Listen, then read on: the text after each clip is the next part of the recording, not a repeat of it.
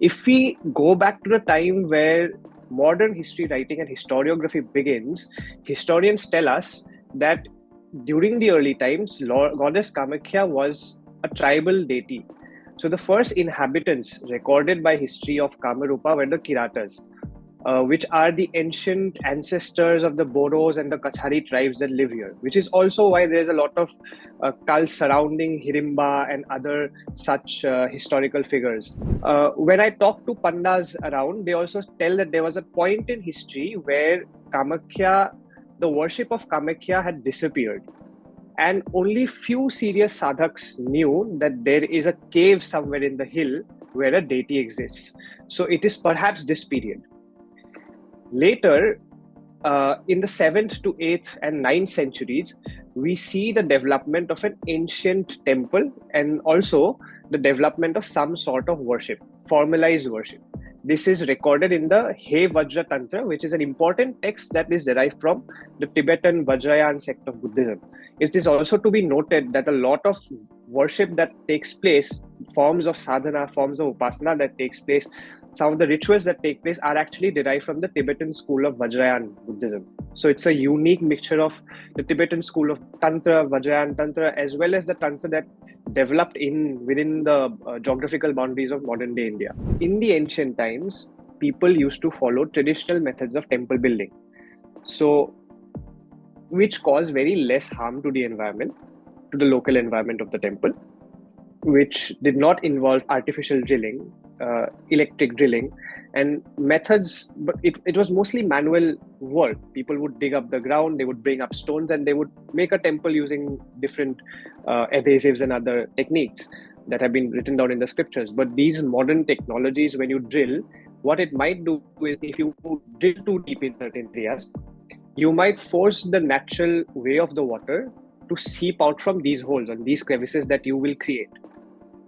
So if these are done at a larger scale, such as that planned in Kamakhya, what this might end up doing is the natural path of the water, that is, for example, flowing from the Garbhagriha of the Ma Kamakhya temple to, say, the Garbhagriha of the Baglamukhi temple, to, say, the Garbhagriha of the Bhuvaneshwari temple, might be interrupted in between with the water seeping out, which means that the deity which has to appear in the Garbhagriha of a different temple will get stopped. And that Garbhagriha will no longer be a sacred site because it does not have the deity there. So it might cause a lot of such environmental as well as spiritual problems if the construction goes ahead.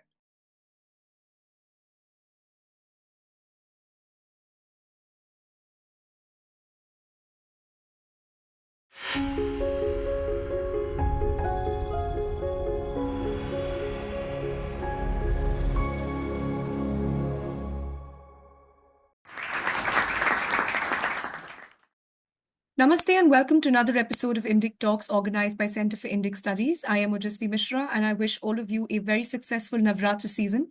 Today we shall be talking about Dharma versus Development, the Kamakhya Corridor Project, which has been halted despite promising better accessibility and infrastructure, as concerns over Dharmic degradation, spiritual disruption and cultural displacement have sparked controversy. This talk explores the project's vision, the Kshetra, and the development versus Dharma debate. To elucidate this, we have with us Nabaarun Barooah ji, who is an author and commentator from Guwahati. He is a fellow at Foundation for Indian Historical and Cultural Research and writes for Swarajya, Indian Express, BusinessLine, etc. He previously served as Assistant Research Executive at CMO Assam. Sir, I welcome you, and I request you to give our audience a brief overview of what they can expect from this interview today. Thank you, Jasvi ji. Before I begin, actually, I would like to mention that several years back, I took a lot of online courses with the Center for Indic Studies, and it actually feels really great to be here talking about something that is very close to me. It almost feels like a student coming back to an alma mater, although I've never physically been there, but it's regardless a wonderful experience. So the talk today will center around the Dharma versus development debate in regards to the Kamakhya Corridor Project, as well as other corridor projects that have taken place around the country, but will primarily focus on the nature of worship in the Northeast and why Tantra Kshetras have otherwise been hidden from the mainstream society. So we'll go around looking at the history of the Ma Kamakhya Kshetram. We'll look at the development of the Kamakhya temple through different epochs in time. We'll also look at what the current temple complex looks like and how the corridor project wants to revamp this temple complex. Then we will also look at why local groups are protesting against it. Why is the Panda Samaj against the corridor project? And then we will lastly go on to the debate of whether a corridor or major development projects in such sectors are really necessary, and why the case of Kamakhya is uniquely different from those around the country. This later ties down to the larger debate on Dharma and development. So I think without further ado, we should dive into the history of Ma Kamakhya temple. And I don't think there would be a more fitting person than yourself, as judged but from your Swarajya article, to tell us that. So before I begin, I would like to wish everybody Joy Ma Kamakhya on the first day of Chaitra Navratri.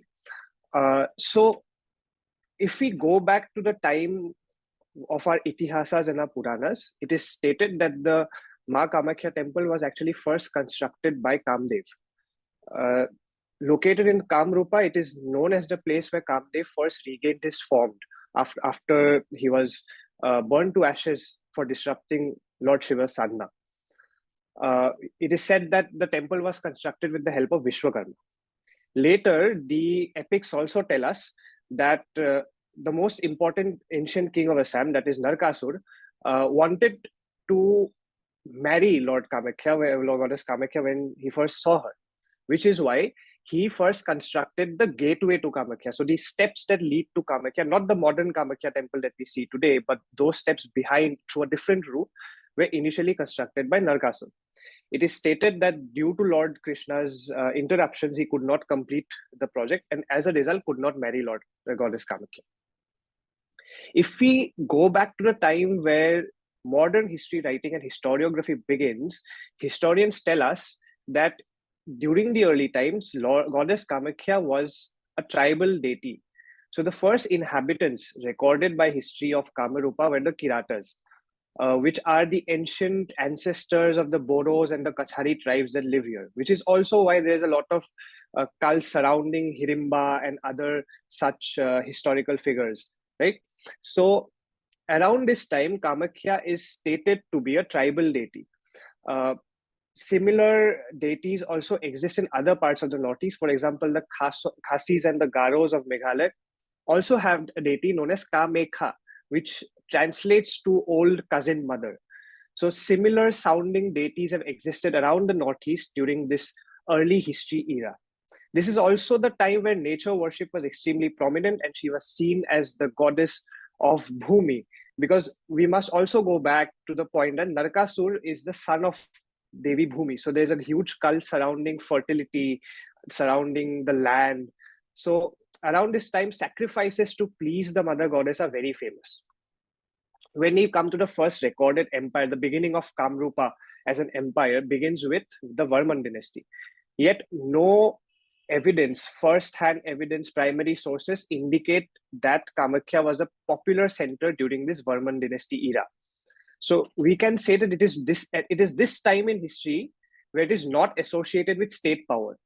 Even when the Chinese traveler Xuanzang came to Assam and then went to meet Harshavardhana, there is no mention of Kamakhya, although we might say that it should have been an important center at that point of time.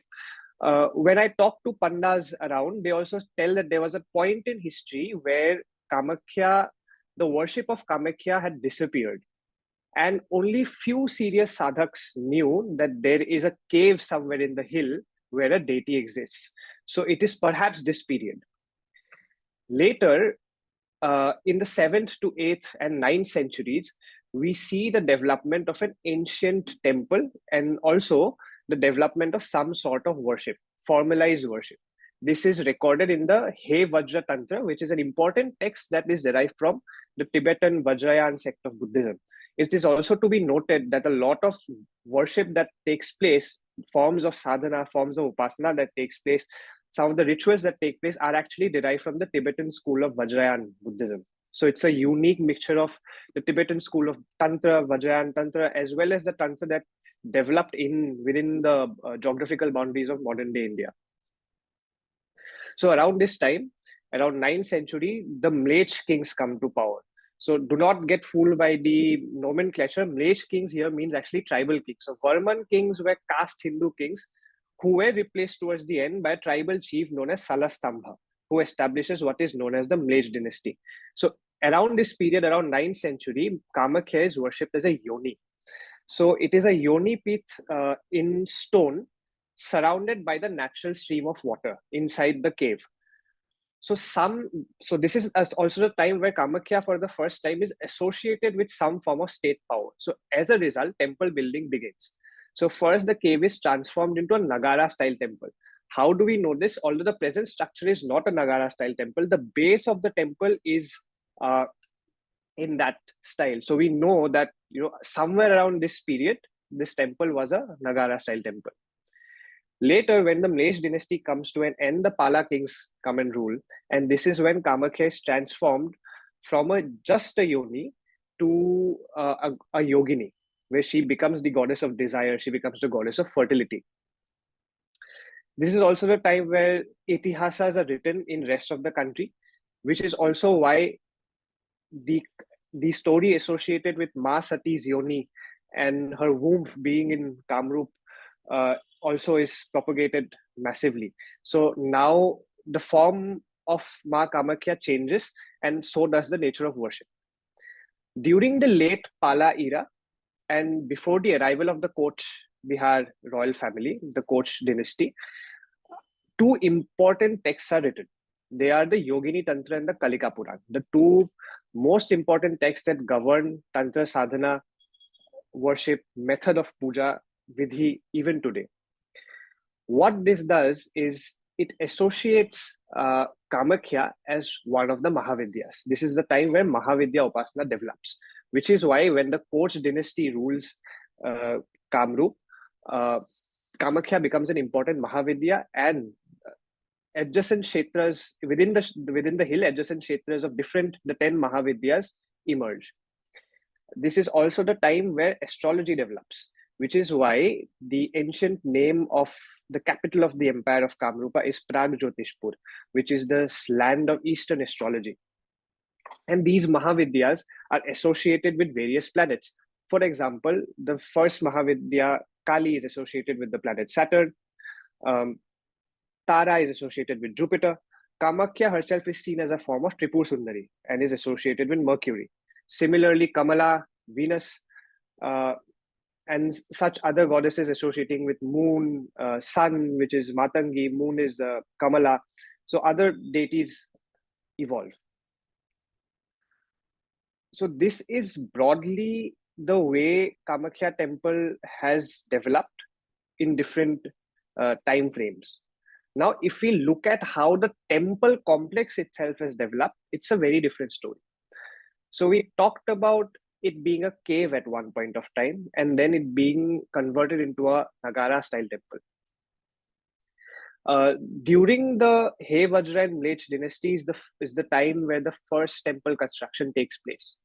But after that, after the Pala kings, after a period of political turmoil, after various invasions from the Bengal sultans and other periods, there is severe destruction of temple architecture around the northeast.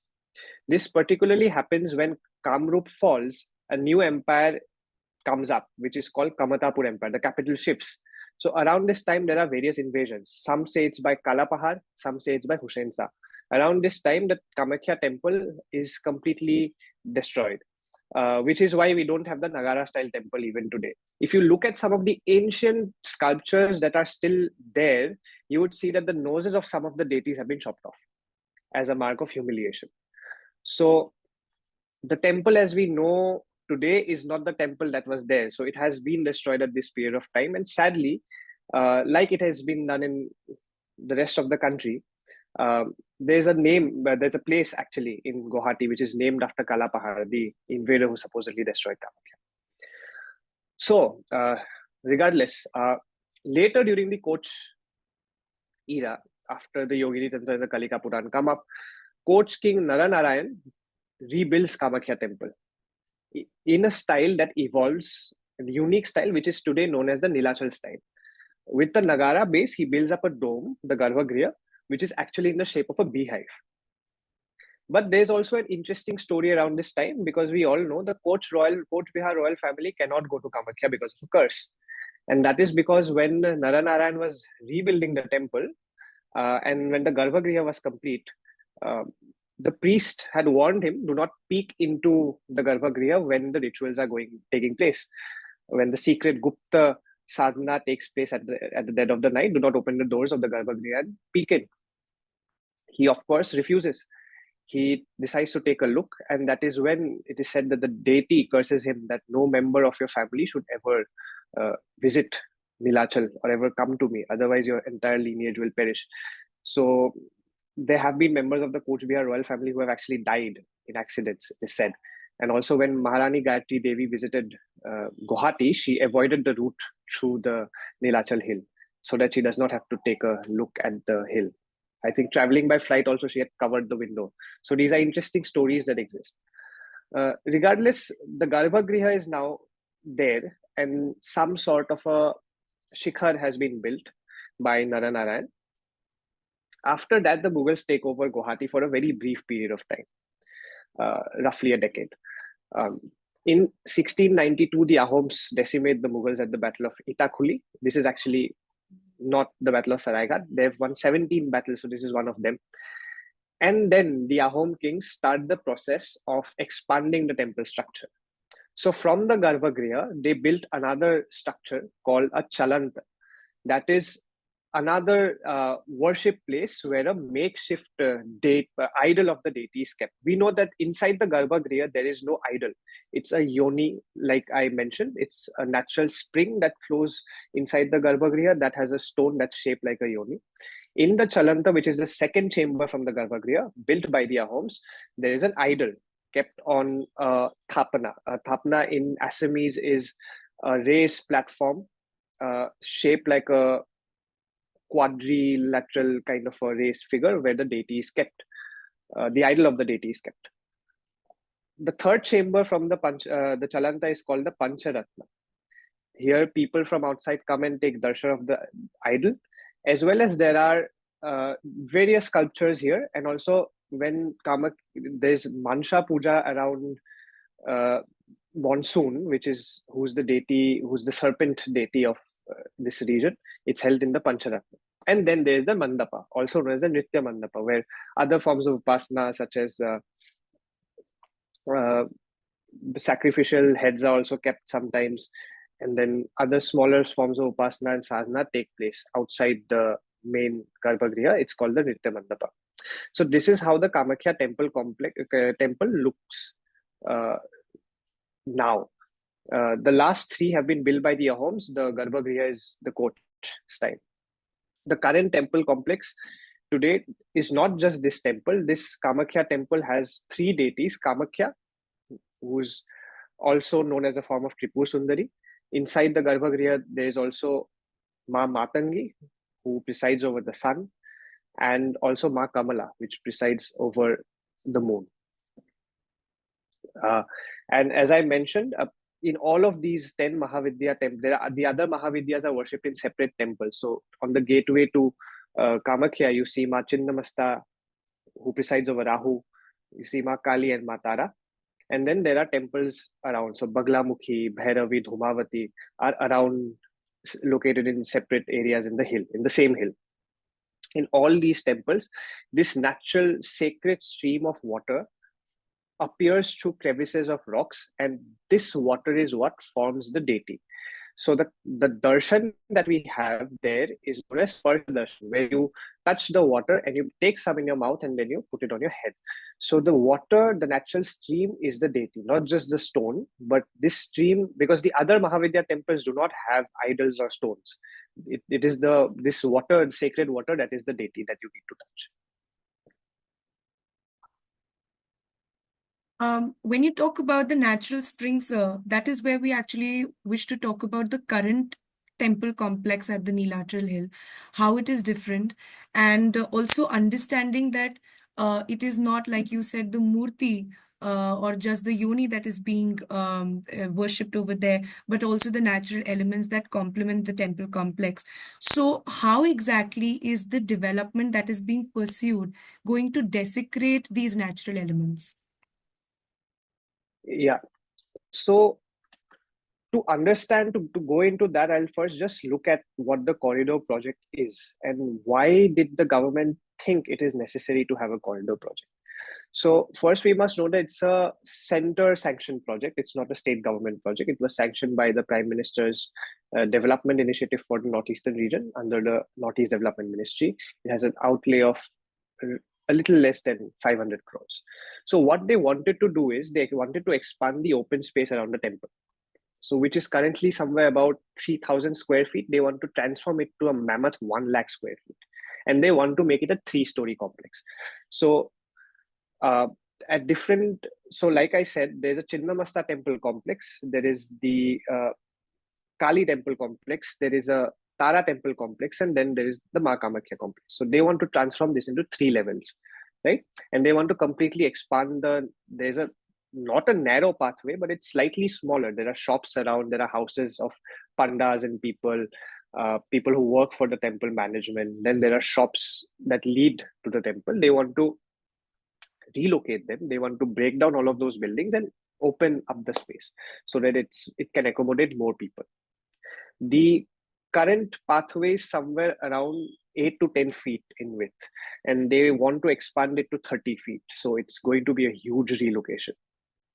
So what they say is that they want to allow smoother movement of pilgrims and also expand the capacity to 10,000 more pilgrims.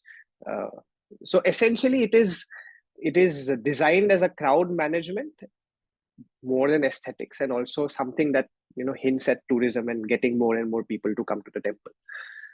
Plus, they also want to restore these major Mahavidya temples around by. So if you go to the Kamakhya temple, if you see the Tara Mahavidya temple, it is in the middle of 2 buildings. 2 concrete buildings. These are very modern buildings, but they do not want them there because they want to expand the places so that the temple is more visible and the open space increases.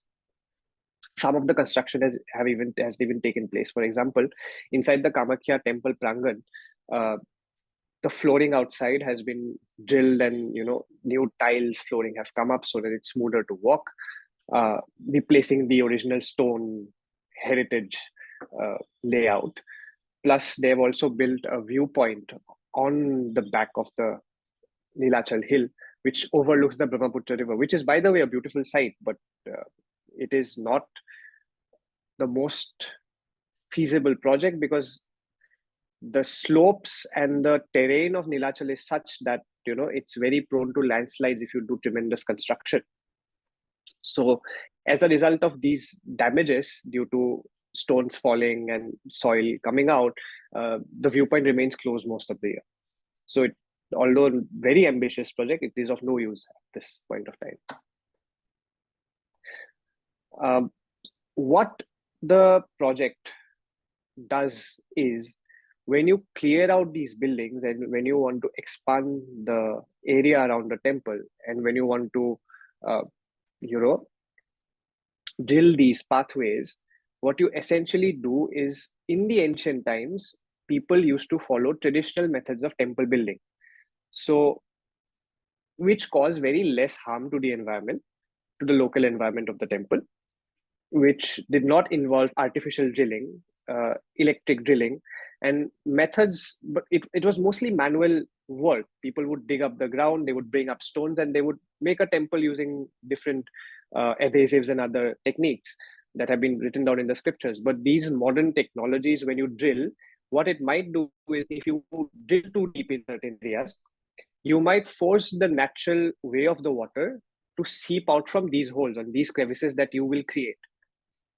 So if these are done at a larger scale, such as that planned in Kamakhya, what this might end up doing is the natural path of the water, that is, for example, flowing from the Garbhagriha of the Ma Kamakhya temple to, say, the Garbhagriha of the Baglamukhi temple, to, say, the Garbhagriha of the Bhuvaneshwari temple, might be interrupted in between with the water seeping out, which means that the deity which has to appear in the Garbhagriha of a different temple will get stopped.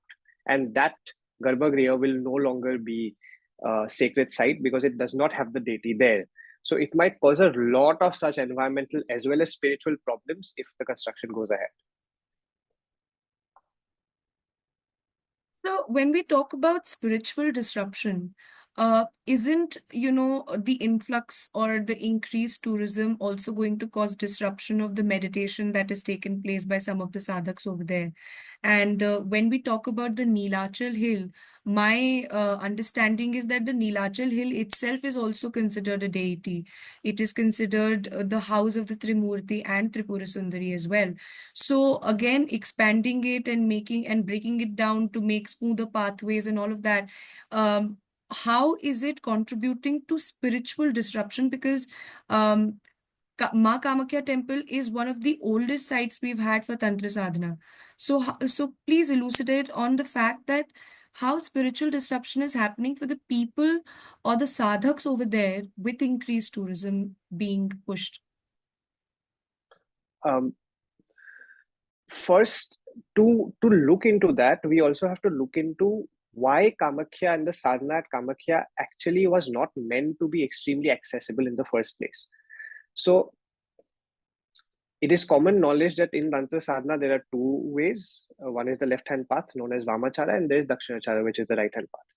Vamachara Tantra sadhana, what Tantra sadhaks mostly practice in Nilachal, is known as the path that is a mixture of Rajasic as well as Tamasic tendencies, because the deity here does not distinguish between pure, impure, Sattvic, Tamasic, and other binaries.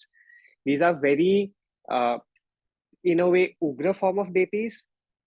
That's one way to put it. The other is they are very ancient, tribal, animalistic forms of deities. So, for example, like I mentioned, the worship in Kamakhya is it's an amalgamation of different epochs of time. It is not just one holy book, one scripture that is guiding everything in Kamakhya. No, it is those early era tribal forms of worship. Some remnants of that are also followed. There are remnants of Vajrayana Buddhism that are also followed from the Tibetan school. And then, of course, there are Kalika Purana and Yogini Tantra. So, most of these rituals many of these rituals are animalistic in nature. Also, many of these ancient rituals involve the 5 particles that we call Panchamakar, which are Madhya, which is Madira or alcohol. We have Mans or meat. We have Matsya or fish. We have Mudra, and we have Maithun, which is sexual intercourse. If one goes to Kamakhya temple or any of the Mahavidya temples without the accurate knowledge of these subject matters, without having some propensity to deal with the spiritual practices that goes on, one can come off as judgmental, and one can also disregard what is going on in the temple, which is something very common that happens when we go. I visit the temple complex at least 10 to 12 times a year, and I often come across people who would avoid the Balighar, for example, because of what goes around inside the Bali Pratha that takes place. So this is the reason why for so many years it has been a Gupta Kshetra, because the rituals that take place here are not something that any form of sadhana should not be taken at face value. You undergo some form of tap, you undergo some form of practice in order to become a sadhak. And if you go to a temple where that intensity of sadhana is relatively higher, then you also have to prepare yourself accordingly. So if you go to certain kshetras and then you have to comment on the practices that go on around a certain kshetra, it is extremely offensive, not just to the sadhaks who practice, but also the deity that resides at the hill. Because we must, because I know this debate is going to come up. I think if this video is also posted, there's going to be a section of people who will argue that the deity does not want sacrifices or it's not the right way, right? But we must understand that it's not just what people have been practicing for ages, it's also the deity herself mentioning that this is what the deity seeks. Every deity likes certain forms of upasana. The Kalika Puran mentions that there's a chapter called the Rudira Dhyaya, which is the chapter of blood. And it mentions the importance of sacrifice of goats and of other beings. So, which is why it is important for the Kshetra to remain Gupt, actually. Also, if you look at the energy of the place is very high. It's very high frequency because not just animal sacrifices, various forms of rituals have taken place in Nilachal. There are other temples in the north, Tantra temples in the northeast as well. I'll mention them later towards the end. But just to name a few, there is one in Meghalaya, which is also a Shakti Pith. Kamakhya herself, these temples have a history of human sacrifices as well, because the kingdoms which were patrons of these forms of worship, patrons of the deity, have been warring kingdoms. They are martial kingdoms.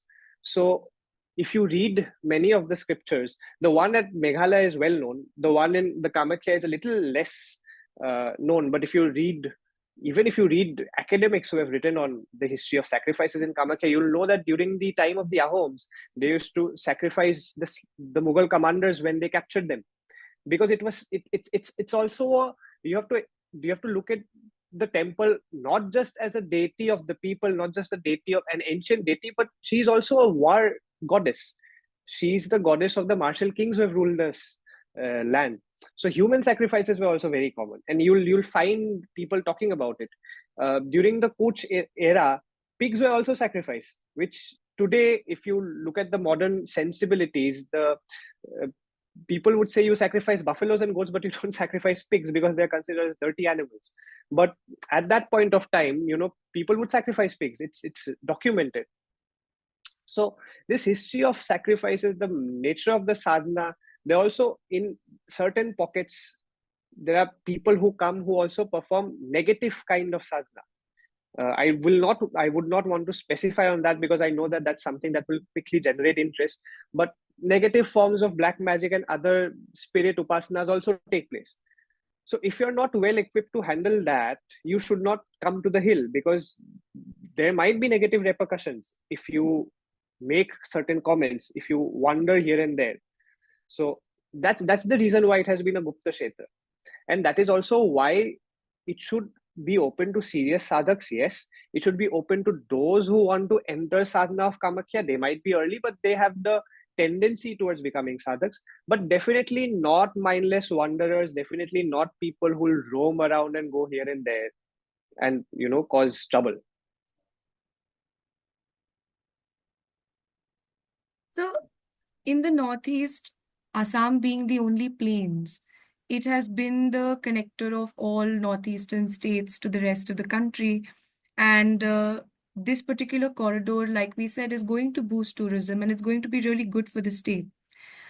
But despite that, to uphold the essence of what Kamakhya temple is and why it should be pursued by only those who are prepared to do, is such a noble pursuit, and it is something that is roared by the local groups over there. They have taken a very staunch oppositional position, and I would like you to expand on that. So the opposition to the corridor project actually does not come from the temple board, right? The temple board is not government run, which is even sadder because, unlike, say, government appointed bodies, where the government has sort of unilateral decision-making power over whatever happens in the temple, Kamakhya is actually controlled by the 4 old Bor Pujari families who have been doing this sadhana for centuries. So it's a privately sort of controlled body, right? Yet, I think because of political compulsions, there is no official stance.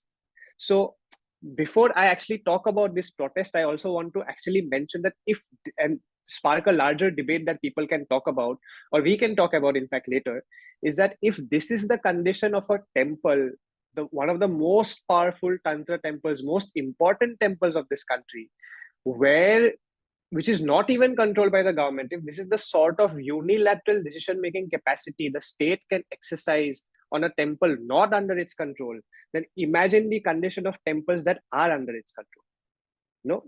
There must be serious aggravated cases of sacrilege. There might be cases of rituals going eroded with time because of government pressures, and that's not talked about enough.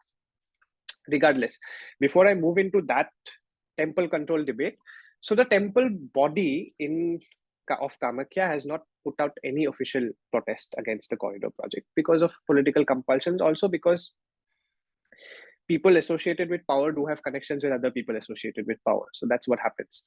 But actually, the way I came across this issue was it's very funny, because my family has been to the temple many times, and we have a designated panda who performs all the rituals for us when we go to the temple, and he makes the darshan easy for us. And whenever we have certain kriyas and karmas that need to be done for some family member or some ancestor, we get it done through him. And I never knew his real name, so I know him by his nickname, right? So, and I call him Dada, which is an elder brother in the eastern region, also in Bengal. So after this project was announced, and somewhere around the time where the first layers of construction and drilling had begun around the Prangan, I had asked him, Dada, what's your opinion on this? And that is the day I realized that he's actually that lone panda who filed the case against the government. So I'd read about the case, but I did not know his real name. So I did not know that it was him. So his name is Navajyoti Sharma, and you can read up the case on Google, Navajyoti Sharma versus the Union of India. So he went against the government. Also there was, what he mentioned is there was some sort of consensus among the whole Purohits that this has to be stopped, but nobody wanted to take a stand against this whole thing. So he decided he'll do it alone.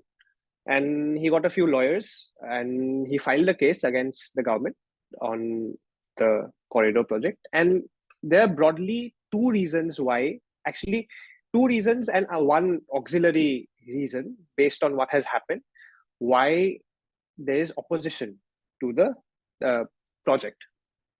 The auxiliary reason is because the one viewpoint that I mentioned that they constructed, it did not work out. It's in shambles. There are landslides around. There's a no entry signboard whenever you go towards, because you can't go, because at different points of time, the road is broken. There are stones falling over. And that's a clear indication that such sort of large scale modern constructions are not, the hill is not equipped to handle those kind of constructions. Second reason is a historical, as well as, something about heritage, material heritage. So we must know that only a few ancient inscriptions, sculptures, some rock cut figures of Ganesh, Shivlings, and there are images of Bhairavi, different forms of Bhairavi. Only these few sculptures, these gateways, statue of Bhairav are designated as protected by law under the Ancient Monuments and Archaeological Sites and Remains Act of 1958. So only a select few. Even the state government law that exists, I think Assam Ancient Monuments and Records Act, also does not extend its protection to the other temples. Now, the Kamakhya temple and the Mahavidya temples, many of these are 2000 years old, and no law protects them as protected monuments or protected sites of heritage, not the national law, not the state law as well. So when PWD contractors and these big corporations would be coming in for constructions, breaking the area and expanding the area around these individual Mahavidya temples, they have no legal incentive to protect the temple. So if at all construction takes place, which is his argument, first you need to protect these areas that no harm is done to the temples themselves, not just the sculptures around falling here and there, right? Plus, we must also ensure that even if these 3 Mahavidyas are in one temple, the remaining 7 have individual temples. Even if we exclude these 7, 8 major temples, there are also minor temples to minor deities. There are temples to Bhairava, there are temples to Shamshan Kali, which are not as grand as the Mahavidya temples, but are very important sites where people go for serious forms of sadhana who are affiliated to that deity. These are temples and sites that also need to be protected. So this is the uh, religious, historical, and heritage oriented argument. The second one, as I said, is spiritual. If you drill the hill, if you do any construction, it might interrupt the flow of water, number one. Second, as you mentioned, the hill itself is considered as Bhairav. It is considered as a form of Shiv. So the deities, if you look at the iconography of Kamakhya, she is seated on a lotus. The stem of the lotus comes from the navel of Shiv, who's lying on top of a lion. So the hill is the Shiv, on top of which Kamakhya exists. She is seated, and with her are her counterparts, her Mahavidyas and her other yoginis that live with her. So any form of construction on the hill, which involves cutting down the hill, which sadly has already been done in some parts, is nothing but sacrilege. You are essentially doing nothing but what Hussein Shah did. You are chopping off parts of the deity. This is also an argument that popular gurus have also made. For example, Rajarshi Nandi is a very prominent guru, especially in the age of social media, and he has talked about it in the open, that the hill itself is a deity. Also, if you need to look at, this is not something that has been raised by the courts yet, but I would mention this because I'd like people to talk about it, is every Shakti Pith has an accompanying Bhairav shrine, always. So every single of the 51 Shakti Piths have 51 Bhairavas who guard that Kshetra. So for example, even if you go to Meghalaya, if there's a hill that houses Jayanti Kali, the Shakti Pith there's a Bhairav adjacent to the hill of that temple, which guards that Kshetra. So for Kamakhya, the Bhairav sits in what is known as the smallest inhabited riverine island in the world. It is the Umananda temple. It's in the middle of the Brahmaputra. I want to mention this because I want people to go to Umananda. Actually, before going to a Shaktipith, you should always go to Bhairav first. So I hope next time if people come to Kamakhya, they'll actually go to Bhairav and seek his blessings, but also talk about what has happened in Umananda. Two things. Number one, the government has built a ropeway from connecting southern bank of Guwahati to the northern bank of Guwahati. And one of the humongous pillars of the ropeway is right on that Umananda hill in the middle of the Brahmaputra. So this is not something that's new. It's new because it's a major kshetra, but they have already done it in other kshetras. They are building humongous cable car and ropeway terminals and towers in the middle of a religious site. That's first. So second, so to go to Umananda, you need to take a small makeshift boat and then you get down on the island. It's beautiful. There are trees. It's completely natural. Sometimes, tigers also appear. So it's that kind of a place. But once you go on top, you look at the temple. Instead of the old stone style temple, which by the way, the exterior is still that, the interior of it is marble and tiles. It almost looks like a mazar from inside. And that's just sad because you are not preserving a temple that has a history of over 2000 years. The idol is the same ancient, the external structure is the same, but internally they have used government funds to put tiles, to put marbles, to make it look like a white kind of a structure from the inside, and it's horrible. And this is the kind of development that overlooks cultural, religious, historical, as well as dharmic sensibilities should not take place. And this is the same kind of model that will be done in Kamakhya if people don't talk about it. So state conducting sacrilege in the name of tourism and the name of very skewed sense of aesthetics is not new, and it's the same model that will be done there. So priests and pandas are very right in talking about that cutting down the hill itself is sacrilege. There are also people who, there'll also be large scale loss of livelihood if you shift those shops run by those few families that have existed there for so many years. How will those people who have lived on that income survive?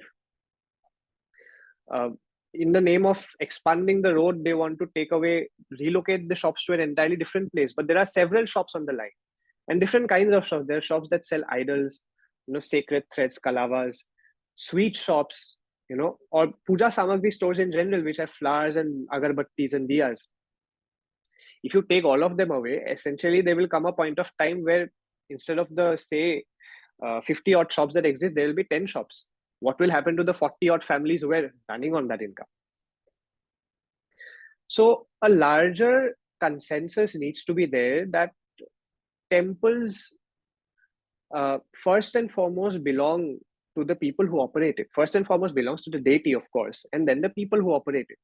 It's not a place where you can not just hurt religious and dharmic sensibilities, not just a place where you can come and do construction wherever you want, but it's also a place where you should not remove the people and go against the people that run it.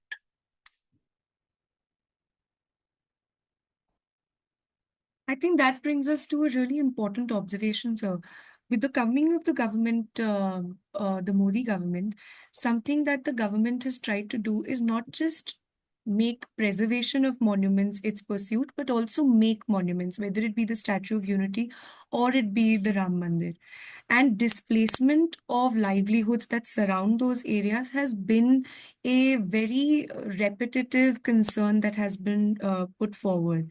And as you were saying, this brings about a larger debate on dharma and development and the other Tantra Kshetras in Northeast. So I think this would be the time that we'll discuss that. Yeah. So when we talk about dharma and development, there are two broad debates that exist.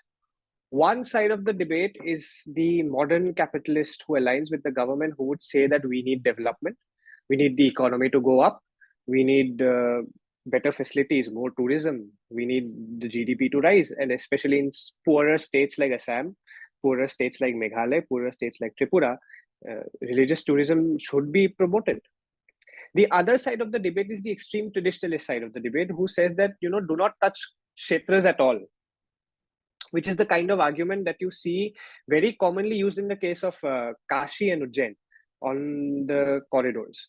Now, I would situate myself, and I would also urge people, educated people, to situate themselves on the middle of this debate. Sometimes some form of development is also necessary.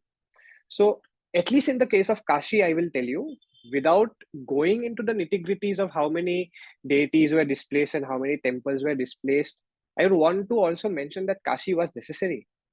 And the reason I say this is because anybody who has visited Kashi prior to the corridor, for example, my own Diksha Guru, who's a very well-known sadhak, I will not take his name, of course, mentioned that, before going to Kashi Vishwanath,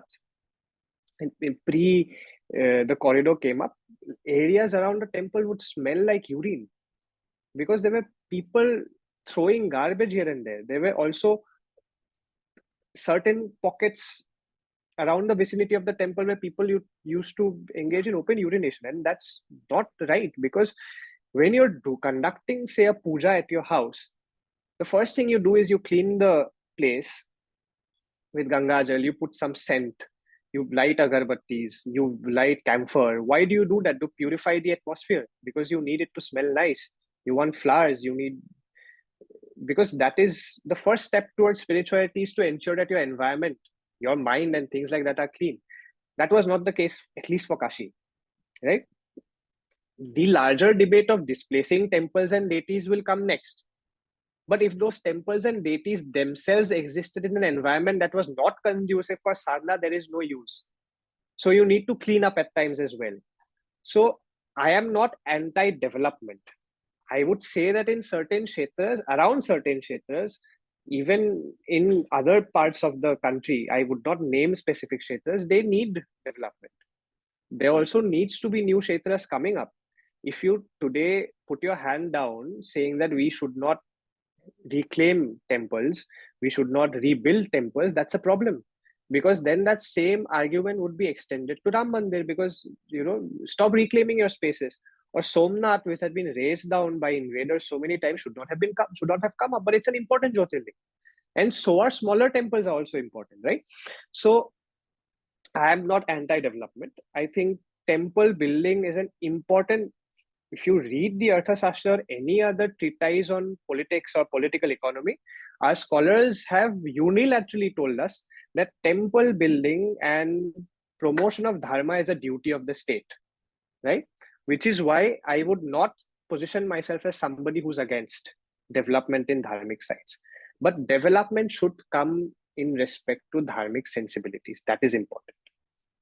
So, for example, if the surroundings around the temple in Kashi were impure and they needed to be cleaned up, the same argument cannot be extended to Kamakhya because there are no encroachments of areas. The same shops have existed for so many years. There's proper waste disposal.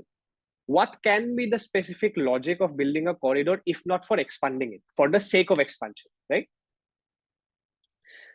Also, if you are a believer, you would always state that you cannot aggressively go to any temple that you want to. I want to go to certain temple today and I will go. It's always said that the deity calls you for darshan. You don't go there, it's the deity's will that calls you. So if you are to believe that, there's the deity's will to have a certain number of devotees coming to Kamakhya every year. You cannot unilaterally expand it and say that we need 10,000 extra devotees coming in every day because it's going to give us more revenue, because the temple is not your source of revenue. The temple is a source of serious sadhana, which brings me to the second debate. So the second argument, why I say that yes, you need development, but you don't.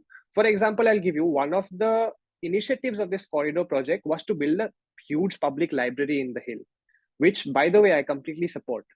Some place in the hill should have a designated, not a humongous library, but a library that preserves the heritage of Kamakhya, that has ancient scriptures, that has manuscripts that talks about Tantra. Because there's no such place in the country where not just the devotee, but also just the seeker of knowledge, just the researcher can go and understand these places, which is why you need a gallery, a museum, or a library of things on, say, Vamachara Tantra, for example. So I'm in support of that. But like I said, the government has to also look into cultural sensibilities before making such a move, because although certain things might be necessary, but you cannot unilaterally expand it. You cannot cut down shops of people who have been running the temple for so many centuries. You cannot drill the hill. You cannot conduct sacrilege, because we must also know that any temple is not first and foremost an economic center. It is first and foremost a house or an abode of the deity and of the people who serve that deity and of the people who seek that deity. So the will of the deity should be primary before making any decision with regard to any kshetras. In ancient times, we had rituals where you ask the deity certain questions. They are known as prashnams, deva prashnams. There are no deva prashnams done before. For example, at least have some sort of semblance, some sort of dharmic, the dharmic baggage that you carry should at least be fulfilled before you make any decision making in such sites. This moves on to the larger question of Tantra Kshetras in the northeast. Kamakhya is not the only Shakti Pitha or the Mahavidya temple in the northeast. There is an Ugratara temple in Guwahati itself, where it's said that the navel of Sati fell. There is Jayanti Kali in the hills of Meghalaya. At a place known as Nartia. There's Tripu Sundari in Tripura.